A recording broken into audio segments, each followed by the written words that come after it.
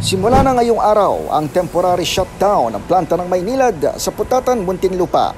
Bunso nito, 4 na syudad sa Metro Manila at ilan pang bayan sa Cavite ang makaranas ng 10 hanggang 21 oras na water interruption sa loob ng 4 na araw. Ayon kay Jennifer Rufo, tagapagsalita ng Maynilad, may 67 water tankers na nakaredy na para mag-supply ng tubig sa mga apektadong residente. Kabilang dyan ang gaya nitong tanker sa Malibay, Pasay na magsusupply. Siyang isa sa mga apektado ng kawalan ng tubig sa mga barangay ng 181 hanggang 183, 184 hanggang 185 at 201. Maunang mawalan ng tubig ang mga taga Muntinlupa mamayang alas 5 ng hapon, habang alas 8 naman ng gabi mararamdaman ang interruption sa Pasay City.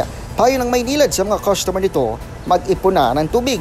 Kung hindi man dito sa parehong stationary water tank at sa inaasahang iikot na mobile tankers, maaaring makakuha ng tubig ang mga residente ng Pasay, Muntinlupa, Las Piñas at Parañaque, maging ang Bacoor, Cavite City, Imo City, Noveleta at Rosario sa lalawigan ng Cavite. Para sa kauna-unahan sa Pilipinas, D0H, ito si Edniel Parrosa.